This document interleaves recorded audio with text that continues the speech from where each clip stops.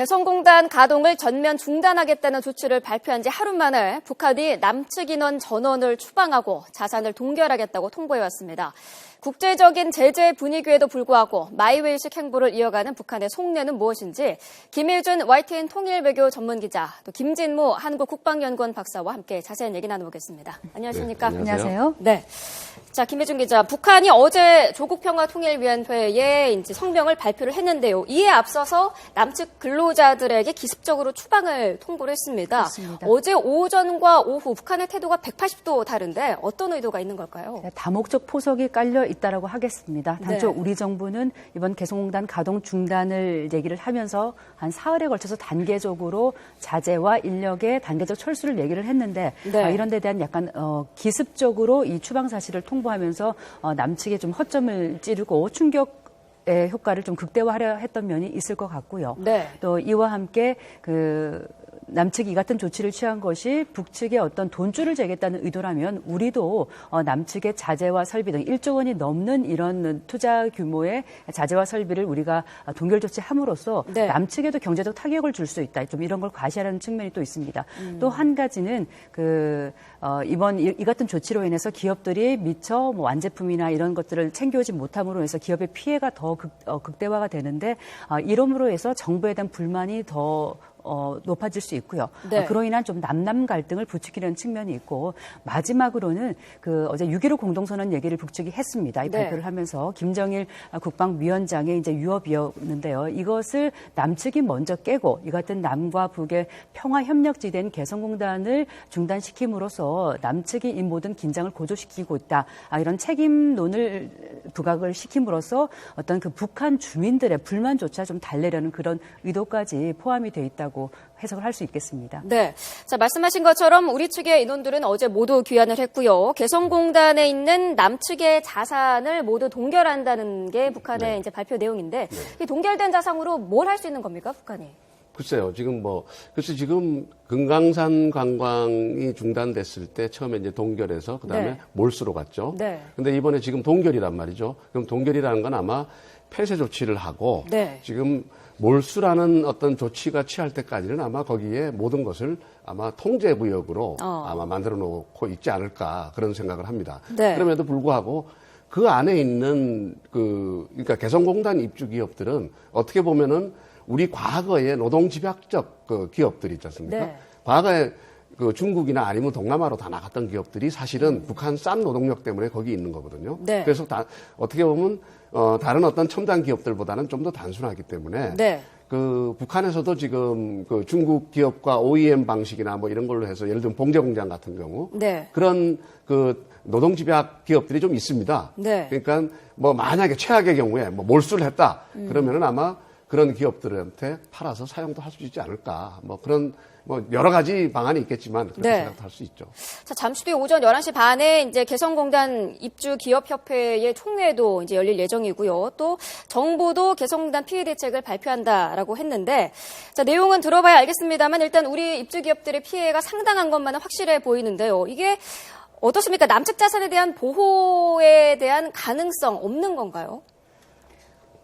일단 북한이 금강산 관광의 예를 좀 들 수가 있겠습니다. 네. 당시 이제 2010년에 이제 북한이 2008년부터 좀 거슬러서 설명을 드리면 2008년 우리 관광객인 박광자 씨의 이제 피격 사건이 일어났고 이틀 뒤부터 남측이 먼저 금강산 관광단을 중단을 시켰습니다. 그리고 2년 뒤에 금강산 관광 재개를 위한 이런 협의가 제대로 이루어지지 않자 북한이 인력의 추방을 통보를 했고 네. 이어서 그 자산의 동결 이후에도 몰수 조치를까지 한 다음에 그 자산의 가치라고 한다면은 뭐 호텔이나 온정각 등 여러 시설들의 자산 가치를 따지면 한 4천억 원 되는 규모인데요. 네. 이것을 동결 조치하고 몰수한 다음에 북한이 그것을 자체적으로 이용하면서 지금 중국 관광객이나 해외 관광객들을 끌어모아서 관광 수입을 얻고 있거든요. 네. 그렇다면 이번 개성공단에 있는 지금 그 1조 1,000억 원이 넘는 이런 자동 설비에 대해서도 만약에 더 이상 뭐 남북 간의 이 협의를 통해서 개성공단을 재가동할 여지가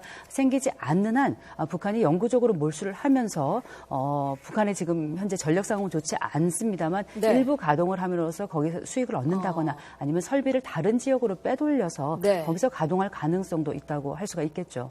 네. 자, 이번에 조평통의 성명 내용 중에 또 한 가지 눈에 띄는 부분이 개성공단과 직접적인 관련이 없는 남북 간의 군 통신 그리고 판문점의 연락 통로까지 폐쇄를 한 거거든요. 앞으로 대화를 안 하겠다라는 강력한 의지를 보인 걸까요? 네, 그렇죠. 결국 그게 이제 유일하게 어떻게 보면 한 라인인데 네. 한 라인 자체가 이제 끌어버렸으니까 우리가 아무리 수학이 들어도 저쪽에서 대답을 안 할 거니까 네. 일단은 남북 관계는 공식적으로 대화할 수 있는 채널은 완전히 중단됐다. 그렇게 봐야 되겠죠. 그럼 앞으로 대화를 한다면은 우리 정부 측에서는 뭐 방송을 통해서 가능하다라고 하는데 네. 어떤 겁니까? 글쎄요, 지금 뭐 우리가 예를 들면 YTN에서 정부가 할 얘기를 해주고 아마 뭐 조선중앙TV에서 그들이 할 얘기를 해주고 막 그런 네. 방식이 있어요. 그거는 뭐 제가 보기에는 아닌 것 같고요. 네. 우리가 지금 대북 그 확성기 방송을 하고 있으니까 그 확성기 방송에 대고 우리가 아마 우리 하고 싶은 얘기를 하면은 아마 그들도 제압 방송이 있지 않습니까? 네. 그 제압 방송에도 되고 할 수 있는 어떤 그런 모르겠습니다. 그 방송의 정확한 그걸 모르기 때문에 네. 여러 가지로 생각해 본다면 그런 수단이 있을지 않을까 그렇게 생각합니다. 네. 자, 그동안 뭐 개성공단의 북측 근로자들이 벌어들이는 돈이 그 김정은의 통치 자금으로 들어간다라는 분석이 있어 왔는데요. 이게 어떻게 가능한 건가요? 뭐 아직 공식 확인된 것은 아니고 여러 뭐 네. 추정치들이 이제 가동이 되고 있습니다. 이 북한의 근로자 임금이 북한 근로자들에게 바로 가는 것이 아니라 네. 달러의 형태로 북한 그 관리 총국으로 들어갑니다. 그러니까 이것의 대부분이 이제 북한 당국으로 들어간다고 하는데 여기서 이제 그 김정은의 뭐 비자금 관리를 하는 노동당 39호실로 들어간다는 얘기도 있고 네. 이것이 어떤 그 일반 경제에서 벌어지는 경제 수익이 뭐 당의 또 특히 이제 집권자의 통치 자금으로 들어가는 건 또 뭐 어렵다는 뭐 분석도 있습니다만 네. 어쨌든 분명한 것은 이렇게 근로자들이 애써서 벌어들인 돈이 근로자들에게 바로 가지 않고 이것의 뭐 한 20-30%만이 북한 근로자들에게 어떤 그 개성공단 내에 이 북한 근로자들이 이용할 수 있는 그런 백화점 그런 상점들이 있습니다. 네. 여기서 물건을 살 수 있는 그 쿠폰의 형태로 지급이 돼서 생필품을 얻는 지금 구조로 돼 있거든요. 네. 그래서 정부가 얘기한 것도 지난 그 12년 동안 개성공단을 운영하면서 한 6천억 원 넘는 돈이 북한 당국에 유입됐고 네. 이 자금의 대부분이 아마 핵무기 개발이라던가 대량 살상 무기 개발에 사용된 것으로 우려가 되고 있다. 물론 정부가 정확한 근거를 내놓지는 못했습니다만 네. 그런 근거는 없습니다만 그런 우려로 인해서 이번 개성공단 중단 조치까지 정부가 했다고 할 수가 있겠죠. 네. 우리로서도 참 제살 깎아 먹기를 하면서까지 개성공단 폐쇄를 결정을 했는데 이런 개성공단 폐쇄가 그 김정은의 돈 주머니에 큰 구멍을 낼 수 있다고 생각하십니까? 예, 예를 들어서 말이죠. 그 북한이 금강산 관광 재개에 최근 보였지 않습니까? 네. 그렇게 목을 맸어요. 그럼 북한이 목을 맸다는 거는 금강산 관광 재개했을 때 들어오는 달러가 굉장히 필요하다 이런 얘기 아니겠습니까? 네. 근데 사실 금강산 관광이 중단되기 전에 그 관광 수입 한 4-5천만 달러 플러스 거기서 매점에서 팔거나 뭐 이렇게 부수입 다 해가지고 한 1억 2천 달러 정도 들어갔습니다. 네. 개성공단하고 비슷한 돈이에요. 근데 북한이 그렇게 금강산 관광 재개를 목을 맸다는 거는 그 돈이 굉장히 중요하다는 거죠. 네. 마찬가지로 이 개성공단 돈도 김정은에게는 매우 중요한 돈일 가능성이 높다. 네. 그렇게 보는 거죠. 왜냐하면 다른 거는 북한이 이렇게 무역을 해서 벌어들이는 거는 일종의 무역회사들이 사업을 해서 돈을 벌면은 일정 금액은 자기들이 그 기관이나 당정군 기관들이 운영하는 운영 자금을 쓰고 네. 그 다음에 또 상납을 하고 충성 자금 상납하고 이러는데 요거는 아마 거의 100% 김정은의 비자금으로 들어갈 가능성이 높다. 네. 예, 그렇게 보기 때문에 예, 아주 알토란 같은 돈이기 때문에 북한에서는 네. 사실 북한 경제 규모가 그렇게 크지 않습니다. 그러니까 1억 달러라는 돈은 상당히 큰 돈이죠. 물론 그 북한이 핵미사일을 개발하는데 1년에 약 한 10억 달러 정도 소요가 되는 걸로 그렇게 평가를 하고 있습니다. 네. 이제 10억 달러에 대비해서 1억 달러는 작은 돈이 10분의 1이니까 뭐 작은 돈은 아니에요, 물론. 그런데 어쨌든 10억 달러라는 큰 돈을 만들기 위해서 아주 필요한 소스 중에 하나다. 네. 그렇게 얘기할 수 있죠. 네, 저도 박사님 의견에 동의합니다. 물론 개성공단 이 가동이 중단됨으로써 해서 5만 4천 명 근로자가 벌어들이는 1억 달러를 벌지 않더라도 네. 현재 북한이 한 10만 명 이상의 이제 근로자를 해외로 해외로 송출을 해서 네. 한 5억 달러를 벌어들이고 있는데요. 그러니까 거기에 대해서도 물론 적지만 네. 아주 큰 부분이라고 할 수가 있겠죠. 네, 자, 지금 말씀 좀 죄송한데요. 이 개성공단 입주기업의 피해 구제 방안과 관련해서 정부의 대책 발표가 시작이 됐습니다. 현장 연결해서 들어보겠습니다. 훼손하고 민족의 생존을 위협하는 핵실험, 미사일 발사 등 극단적 도발을 거듭해왔고 앞으로도 계속하겠다고 공언하고 있습니다. 우리와 국제사회가 지금까지와 같은 대응을 되풀이할 경우 이러한 북한의 잘못된 행동을 바로잡을 수 없을 것이며 어떠한 긍정적 변화도 기대하기 어렵습니다. 따라서 정부는 한반도의 진정한 평화와 우리 민족의 장래를 위해 불가피하게 개성공단 운영을 전면 중단하였었습니다. 물론 입주기업의 불이익 피해를 입는 등 우리가 감수해야 할 여러 가지 어려움이 있을 것이라는 것도 알고 있었지만 그럼에도 불구하고 국가 안보와 국민 안위라는 차원에서 고심 끝에 결정한 것입니다. 우리 정부는 이번 사태를 처리해 나감에 있어서 우리 국민의 신변 안전을 최우선적으로 고려하며 대책을 마련해 왔습니다. 어제 개성공단에 잔류해 있던 우리 인원 전원이 신속하고 무사하게 귀환하게 된 것을 다행스럽게 생각합니다. 이러한 상황에서 북한은 어제 조평통 성명을 통해 도저히 입에 담을 수 없는 저급한 언사를 동원하여 당치도 않은 비난을 하고 우리 측에 책임을 전가하였으며 무엇보다 아주 짧은 시간 안에 우리 국민들을 추방하고 생산된 물품까지 가져가지 못하게 하면서 우리 국민의 소중한 자산을 불법적으로 동결한다고 하였습니다. 나아가 남북 간 대화 채널을 전면 단절하는 부당하고 극단적인 조치까지 감행하였습니다. 정부는 북한의 이러한 그릇된 행태에 대해 매우 유감스럽게 생각하며 앞으로 있을 모든 사태에 대해서는 북한이 전적으로 책임져야 한다는 점을 분명히 밝혀둡니다. 또한 우리 국민의 소중한 재산을 훼손하는 일이 있어서는 절대로 안 된다는 것을 엄중히 경고합니다. 정부는 이번 사태로 어려움을 겪고 계실 개성공단 입주기업 대표와 근로자 여러분께 심심한 위로의 말씀을 드립니다.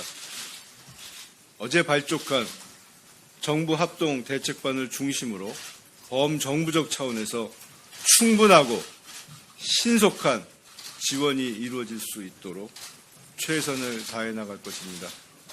특히 기업과의 긴밀한 소통을 통해 각 기업별 사정에 맞는 맞춤형 지원이 될 수 있도록 적극 노력하겠습니다.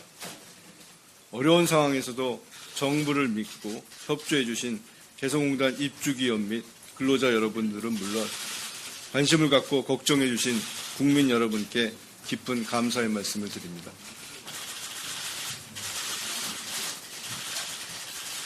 네, 이어서 개성공단 입주기업 피해 우선지원 대책 발표가 있으시겠습니다. 개성공단 입주기업 지원 정부 합동 대책 반장입니다.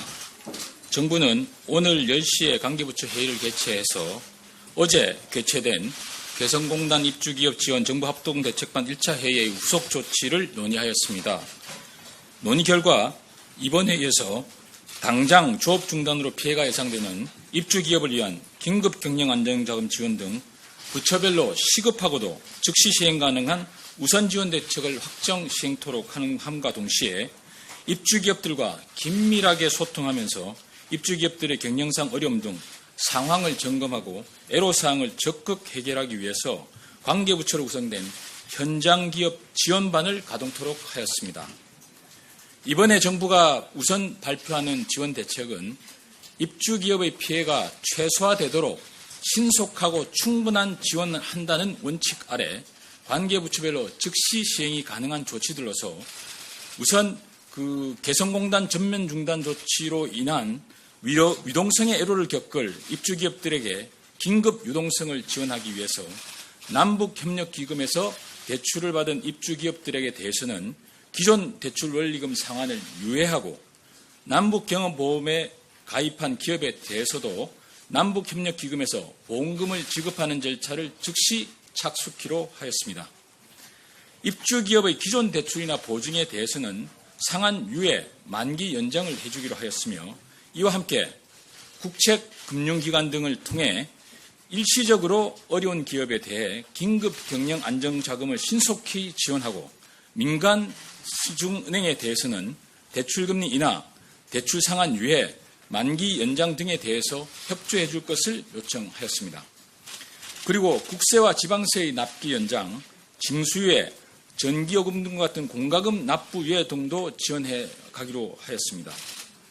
함께 어려움을 겪을 것으로 예상되는 입주기업 근로자에 대해서도 고용유지지원금, 근로자 생활안정자금 융자 등을 통해서 고용안정을 도모하고 입주기업에 대해서는 필요시 사회보험료 납부기한 연장, 체납처분 집행유예 등을 지원키로 하였습니다.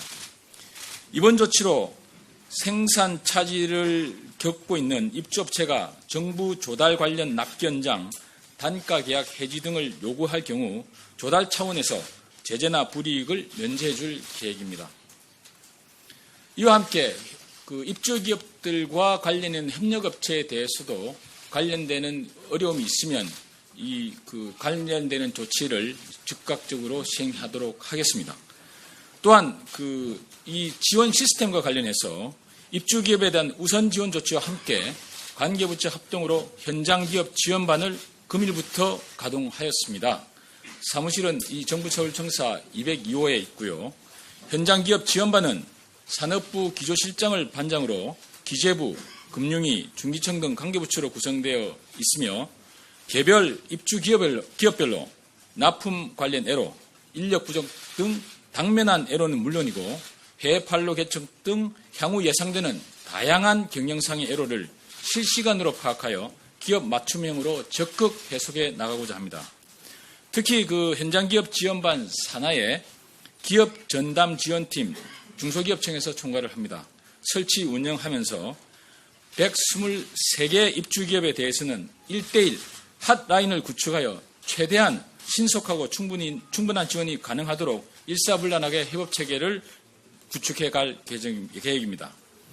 기업 전담 지원팀은 중기청 중소기업 정책국장을 팀장으로 해서 10개 지방중기청을 중심으로 고용부, 금융위, 행자부, 지자체, 개성공단 관리위원회가 참여하여 123개 입주기업별로 1대1 맞춤형 지원팀을 구성하고 6개 참여기관별로 입주기업별 담당자를 지정하고 6인이 한 팀이 되어 전담 업체별 애로를 맞춤형으로 해결하는 접점 역할을 수행하게 될 것입니다. 아울러 해당 지자체에서도 시도 상황 지원반을 구성 가동하여 현장의 애로와 건의사항을 신속히 파악하고 해결해 나가며 이 현장 기업 지원반에 같이 동참해서 협력하기로 하였습니다. 뒷부분에 있는 참고 자료는 개성공단 기업 입주기업 우선 지원 대책과 관련되는 지원 내용의 구체적인 내용입니다. 참고해 주시면 감사하겠습니다. 이상 발표를 마치겠습니다. 네, 지금부터 질의응답 시간을 갖도록 하겠습니다. 질의하실 분들은 손을 들고 소속과 이름을 말씀해 주시기 바랍니다. 네.